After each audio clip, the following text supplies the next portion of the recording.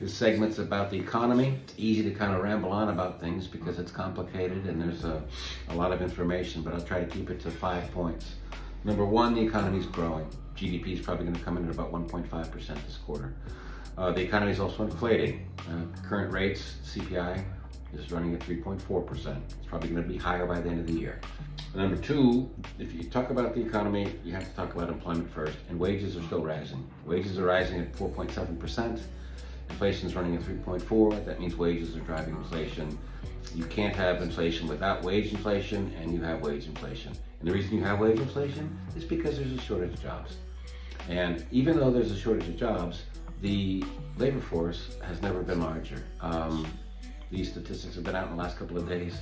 Labor force is 168 million people.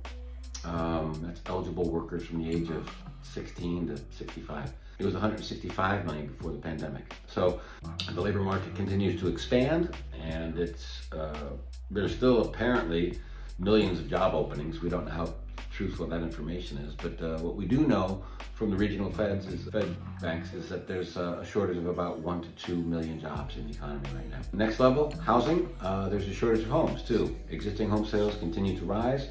People don't want to sell because they've got big money in it, but I think that when you want to sell, you can sell pretty quickly and get the price you want. So that tells me there's a shortage, and I don't think inflation on the housing sector is going to bring overall aggregate inflation down. I think housing will continue to stay elevated.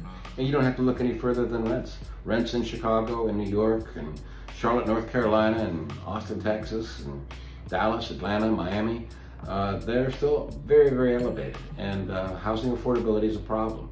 And it's not going to go away until there's more houses, and that's not going to happen for a while. It takes a little while, a couple of years to get that stuff in balance. It's not going to happen yet. So housing's strong, wages are strong, employment's strong, and the consumer's strong. Consumption is 2/3 of GDP. Consumption's rising for 3 reasons. There's more people working and spending money. Private wealth in this country is $164 trillion. Stock market's only 45, so just figure out the math on that.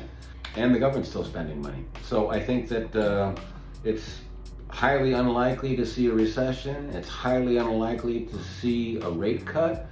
And I think that the Fed would be very happy staying at 5.5% for as long as possible, certainly through the election. That's how the economy looks to me right now. And that's why the stock market's at all-time highs. Okay?